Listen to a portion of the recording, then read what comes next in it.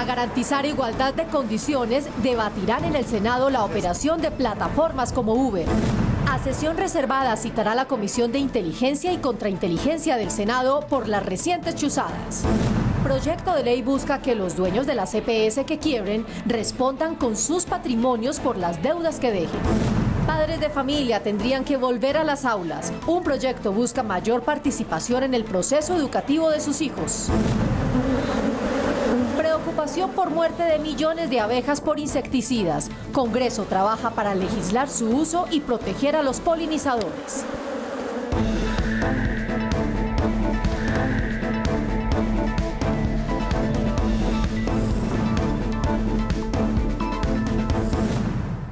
Buenas noches. La suspensión de Uber, el reconocido servicio de transporte de personas, tomó por sorpresa a muchos.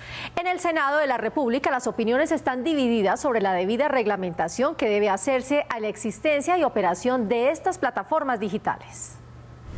Los tiempos cambian. Prueba irrefutable de lo anterior fue la llegada de los servicios personales de transporte que la plataforma Uber popularizó en el mundo entero, al mismo tiempo que reducía de forma considerable los ingresos de los taxistas. Un próximo proyecto que va a radicar cambio radical conjuntamente con Centro Democrático para que no exista una afectación laboral en las personas que son contratadas por estas personas y asimismo para poder nosotros tener unas reglas de juego claro. Otros senadores consideran que llegó la hora de dar el debate y tramitar un proyecto de ley que garantice igualdad de condiciones entre los conductores de Uber y de los tradicionales taxis. Hay que acabar con el sistema obsoleto de asignación de cupos en Colombia, que lo único que hace es concentrar el poder, y hay que definitivamente regular las aplicaciones en Colombia.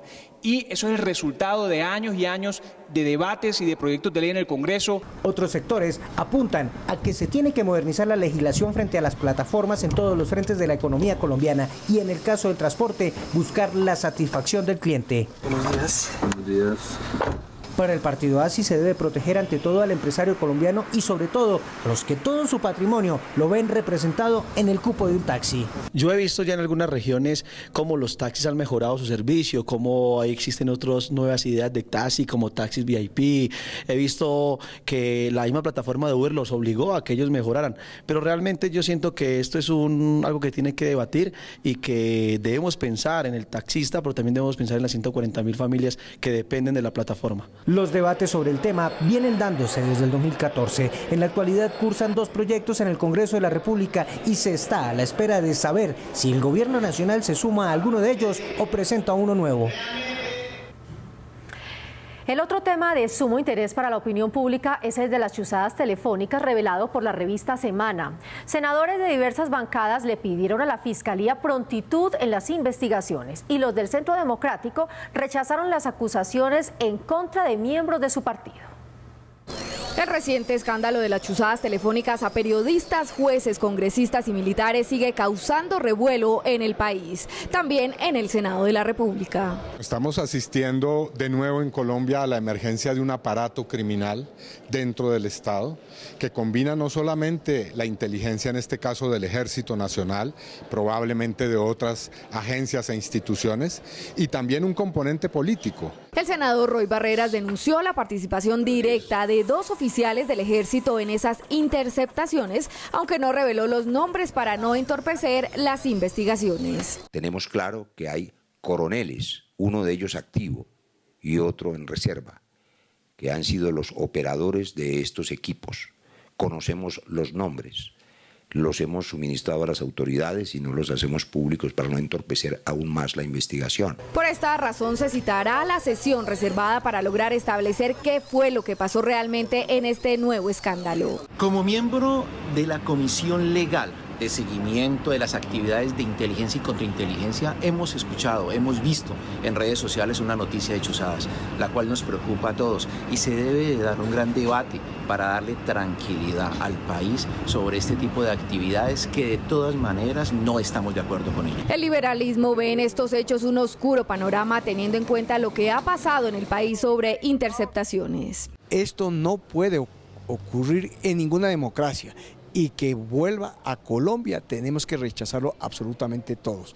Por eso yo creo que el gobierno nacional tiene que tomar el mando, no solamente afirmar que se trata de unas manzanas podridas, sino de que debe tomar el control. Desde el Centro Democrático pidieron que toda la verdad salga a la luz para evitar que se acuse sin argumentos a diferentes personas. Es bueno que salgan y digan quién es el supuesto personaje que recibe entonces las informaciones y sobre todo que salga a la luz la verdad. Es claro que esta es una artimaña más y un engaño de quienes quieren enlodar el buen nombre y la imagen del Centro Democrático. El debate al que se citará al ministro de Defensa y al alto mando militar se realizará en marzo próximo, una vez inicie el periodo legislativo. Según el Instituto de Estudios para el Desarrollo y la Paz, Indepaz, en lo corrido de enero han sido asesinados 19 líderes sociales. Senadores exigieron al Ejecutivo proteger de manera efectiva a los defensores de derechos humanos en todo el país. En lo que va corrido del año, según cifras del Instituto de Estudios para el Desarrollo y la Paz, Indepaz, han sido asesinados 18 líderes sociales, situación que prendió las alarmas entre los senadores. Más de uno por día, lo que quiere decir que el desangre continúa, que hay una enorme desprotección del liderazgo social en Colombia, que es un baluarte de toda democracia, de toda sociedad democrática, y lo más preocupante es que el gobierno se mantiene imperturbable ante una situación tan vergonzosa ante el mundo como esta que está ocurriendo con los líderes sociales. ¡Fuerza! ¡Guardia! ¡Fuerza! Los líderes indígenas, aseguran algunos senadores, también corren peligro. 5 fueron asesinados en los primeros 15 días de enero. La última víctima, un comunero indígena, quien se encontraba en su parcela en Toribío, Cauca. En Nuquiquibdó, en el departamento del Cauca, poblaciones desplazadas en el departamento de Nariño, llamamos al gobierno nacional para que detenga este genocidio y activar la movilización si ese fuera el caso. También hay preocupación por los dirigentes de FECODE. Asegura el senador Wilson Arias, persisten las amenazas a los líderes del sindicato. El llamado es al alto gobierno nacional para que preserve la vida de los dirigentes de FECODE y de la CUD y en general para que se atienda este asunto tan delicado de violación de derechos humanos en Colombia. La Organización de Naciones Unidas, ONU, realizó esta semana un llamado al gobierno de Colombia para que se investigue y se enjuicie a los responsables de los asesinatos. Piden se detenga la violencia e impunidad. Precisamente, Naciones Unidas advirtió que el proceso de paz se está implementando lentamente. Para varios senadores, los homicidios de líderes sociales y reinsertados ponen en peligro lo acordado en La Habana con las FARC. Positivo fue el balance entregado por la ONU de los 17 meses de implementación de los acuerdos entre el gobierno y la extinta guerrilla de las FARC. Desde el gobierno nacional reafirmaron su cumplimiento y resaltaron el trabajo que se ha venido realizando durante estos meses. Eso ha sido particularmente cierto en lo que tiene que ver con el apoyo a las víctimas, ha sido particularmente cierto en los planes de desarrollo con enfoque territorial, ha sido particularmente cierto en lo que tiene que ver con el proceso de reincorporación y con las reformas que están cambiando el campo colombiano. Para miembros del partido FARC, la implementación no se ha adelantado de forma tan exitosa como se afirma. Nos parece que de alguna manera el gobierno ha tenido éxito en la idea de mostrar una implementación que en la práctica, desde la perspectiva nuestra, no es real, porque se manejan unas cifras, por ejemplo en el tema de reincorporación, y se dice hay tantos proyectos aprobados, pero en la práctica real a esos proyectos todavía no se le han asignado recursos. Por su parte, senadores del partido de gobierno afirman que han encontrado incumplimiento, pero por parte del partido FARC. Encontramos 6 incumplimientos evidentes. Por ejemplo, la entrega de bienes no se dio, la devolución de los niños reclutados tampoco se dio. No han aportado para desmantelar el gran negocio del narcotráfico, todo lo contrario, siguen involucrados en él. Según el gobierno nacional, el partido FARC se comprometió a entregar 1 billón de pesos en bienes, pero hasta el momento ha entregado 3.000 millones de pesos. Para senadores de la extinta guerrilla, la lentitud en la entrega de estos bienes ha sido culpa de algunas entidades del gobierno. Al día de hoy no ha sido posible que las entidades del Estado, entre esas la SAE, asuma la tarea de ir a recibir buena parte de esos bienes. Lo primero que hicieron fue tratar de recibir el dinero en efectivo, los dólares, el oro, pero por los bienes inmuebles nadie se ha preocupado, por los semovientes, el ganado, y como es lógico, al salir nosotros de los territorios al día de hoy, seguramente buena parte de esos bienes se han perdido. Aunque el cumplimiento de los acuerdos es refutado por las partes, avanza de forma significativa. El Partido Liberal radicó una interesante iniciativa que busca dos cosas puntuales para mejorar la salud de los colombianos. La primera, que las EPS que no atiendan debidamente a los pacientes serán clausuradas. Y la segunda, que si se declaran en quiebra, los dueños respondan con sus propios patrimonios por las deudas que dejen esas empresas. Uno de los principales problemas que enfrenta la salud en el país es la inestabilidad financiera de las EPS, la cual se agrava cuando estas entidades son liquidadas y dejan deudas que afectan la prestación de los servicios. Es por esto que un proyecto de ley busca que los administradores y socios de las EPS liquidadas respondan con sus propios recursos por las deudas que dejan al sistema de salud. Cuando se liquidan las EPS, las deudas que no logra cubrir sus activos, esas deudas quedan insolutas, es decir, esas deudas no las paga nadie, las cubre el sistema. Hasta la fecha, 17 EPS liquidadas han dejado deudas sin pagar por la suma de 664.000 millones de pesos, perjudicando a trabajadores, prestadores de servicios de salud, a proveedores de medicamentos y afectando la calidad del servicio para los usuarios del sistema. Consideramos que se debe cumplir las reglas del mercado. Si usted no tiene con qué pagar o tiene un riesgo financiero, pues no le deben vender servicios ni productos, y de esta manera se facilita más la toma de decisiones para liquidar estas EPS mucho más rápido. Se espera que esta iniciativa se convierta en una herramienta que proteja las finanzas del Estado y que ayude para que no sean los colombianos quienes terminemos pagando las deudas de las EPS liquidadas. Entonces, la idea es que esto no siga ocurriendo, porque finalmente se traduce en que los prestadores de servicios, muchos están quebrados, no puedan prestar los servicios como son, los profesionales de la salud, las personas, los empleados del sistema de salud, muchos no se les paga a tiempo precisamente debido a estas deudas, y finalmente los usuarios, que cuando vamos a regiones vemos que muchos usuarios tienen a veces que comprar la jeringa, comprar medicamentos que debería proporcionarles el sistema. En los próximos días el proyecto iniciará su trámite en la Comisión Séptima del Senado. Los más recientes sonados casos de corrupción como Odebrecht y Navelena, entre otros, serán nuevamente debatidos en el Senado. En audiencia pública se analizarán las situaciones en las cuales el Estado tiene que pagar millonarias demandas por irregularidades de terceros. Él es Alejandro González, lleva 30 años reclamando ante Corficolombiana y ante estrados judiciales unos títulos valor adquiridos por cerca de 180 millones de pesos. Luego de ir y venir, de esperar en el despacho judiciales, esperar que alguien decida su proceso en derecho y con justicia, él presentó una tutela. Dos magistrados emitieron 2 salvamentos de voto explicando todos los derechos que se le habían vulnerado a Alejandro. Con estos salvamentos, Alejandro fue al Tribunal Superior de Cundinamarca para instaurar un proceso por daños y perjuicios contra el Estado, donde fue aceptada esta pretensión.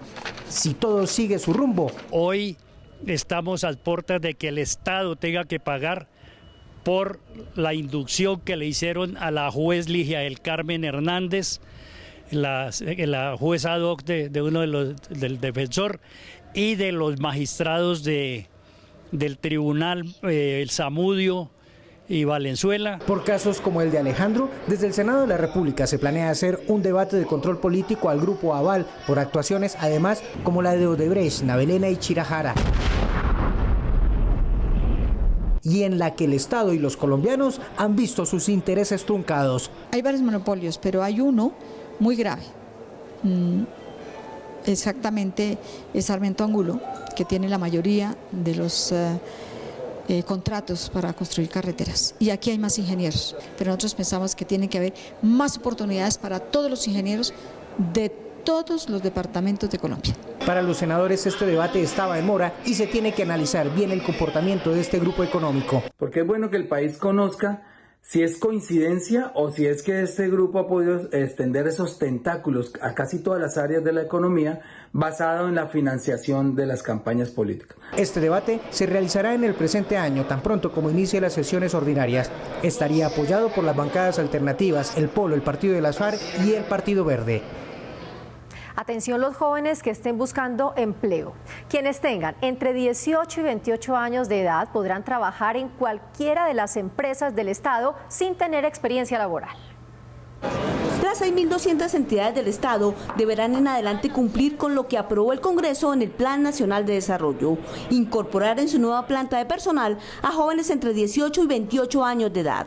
El artículo 196 que obliga a esas entidades del Estado a incorporar a sus plantas de personal por lo menos el 10% de jóvenes entre 18 y 28 años sin necesidad de exigir experiencia previa para acceder a esos cargos públicos. Colombia tiene 1.200.000 funcionarios públicos y solo el 0.5% de ellos están entre 18 y 28 años. Con lo aprobado por el Congreso y reglamentado por el gobierno, aseguran los senadores, los jóvenes tendrán más oportunidades de trabajo. Aquí lo que vamos a hacer, yo creo que el gobierno acertó en eso, con la ayuda del Congreso, es quitar esa barrera de la experiencia para que los jóvenes se formen dentro del sector público y tengamos nuevos liderazgos, nuevos profesionales al servicio de la ciudadanía.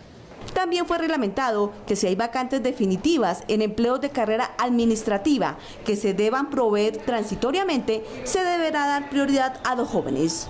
Le corresponde a los jóvenes del país, a los nuevos profesionales que quieran vincularse y trabajar con el Estado, exigir en cada entidad estatal el cumplimiento de esas normas. Quedó aprobado además que los jóvenes que estuvieron bajo la custodia y protección del Sistema Nacional de Bienestar Familiar y que cumplan con los requisitos de los cargos públicos a proveer tendrán prioridad.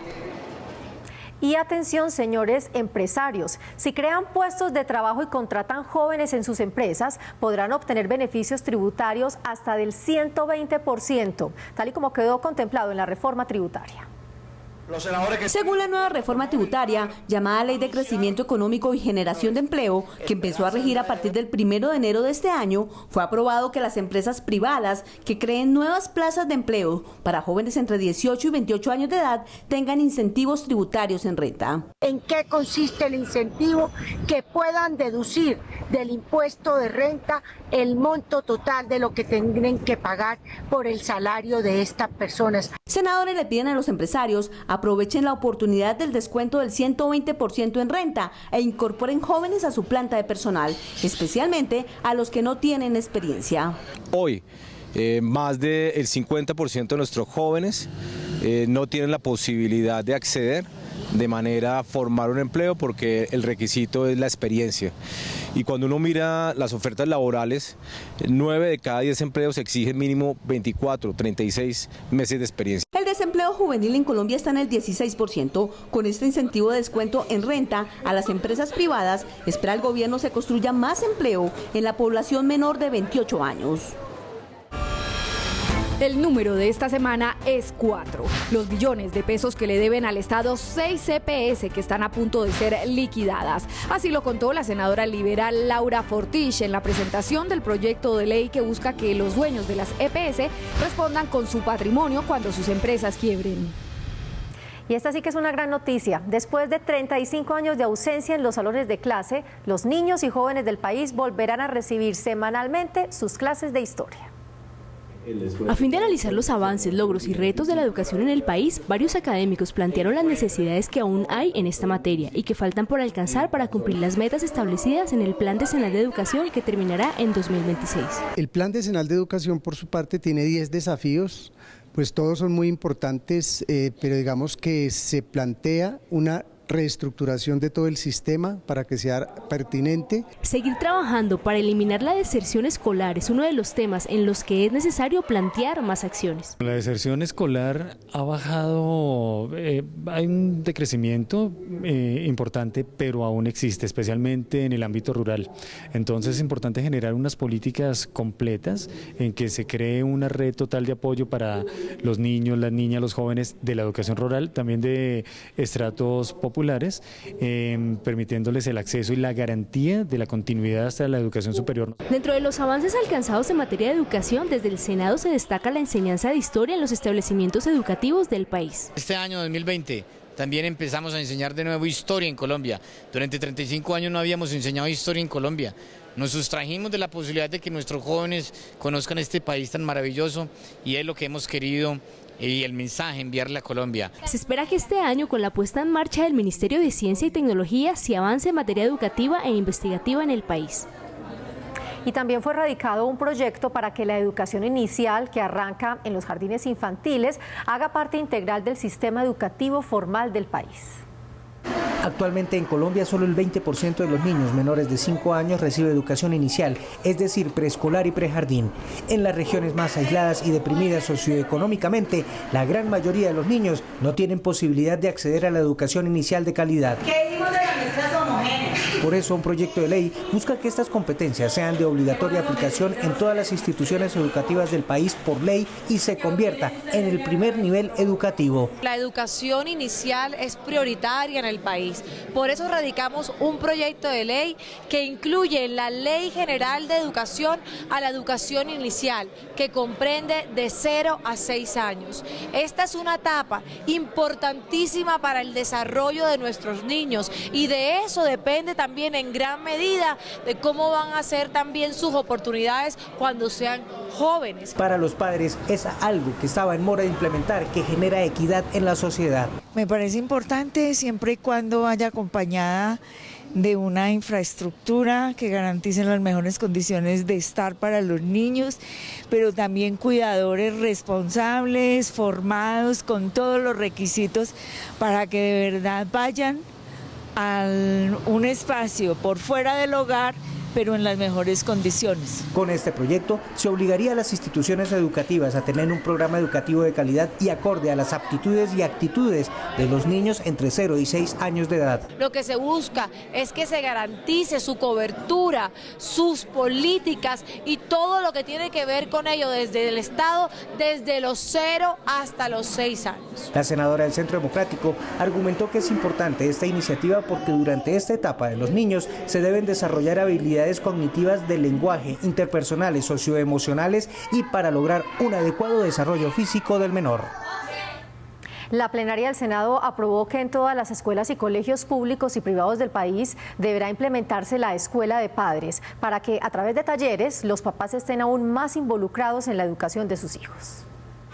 A partir de ahora, todos los colegios públicos y privados del país deberán garantizar la participación obligatoria de los padres y cuidadores de los estudiantes de preescolar, básica primaria y básica secundaria por medio de las escuelas de padres, a fin de involucrarlos directamente en los procesos formativos y académicos de los menores. Al hacer obligatoria la escuela de padres y de madres, es simplemente un leve recuerdo a los padres de familia que tienen sus hijos y que tienen que responder por ellos. No es el ente educativo solo el que tiene que responder, ellos tienen que responder por la formación de sus hijos. Esta escuela será una herramienta para preparar a los padres y acudientes en cuanto a la prevención y atención de situaciones como el consumo de sustancias psicoactivas, el maltrato físico y la violencia intrafamiliar. Además, contribuirá a poner en práctica estilos de vida saludables y a la formación en el ejercicio responsable de la sexualidad. Si bien esta iniciativa ha sido bien recibida por distintos sectores, expertos en temas de la niñez señalan la necesidad de definir claramente las sanciones dirigidas a los padres que no asistan a estas capacitaciones para que no se afecten los derechos de los menores. Generalmente lo que se da es una represalia contra el niño o la niña, es decir, o el cupo para el siguiente año no lo tiene, o ciertas materias incluso pueden perderlas por la no asistencia de los padres a estos espacios de escuela de padres y madres. Entonces habría que definir más claramente cuál es la forma como se va a generar esa obligatoriedad. El Ministerio de Educación será la entidad encargada de reglamentar, promocionar y promover la implementación de estas escuelas de padres, las cuales deberán realizarse 4 veces durante el año escolar. Muchos no conocen la importancia de la existencia de las abejas para la preservación de la vida en el planeta. No es un insecto cualquiera, es un polinizador que ayuda a preservar bosques, humedales y cultivos frente al acelerado cambio climático.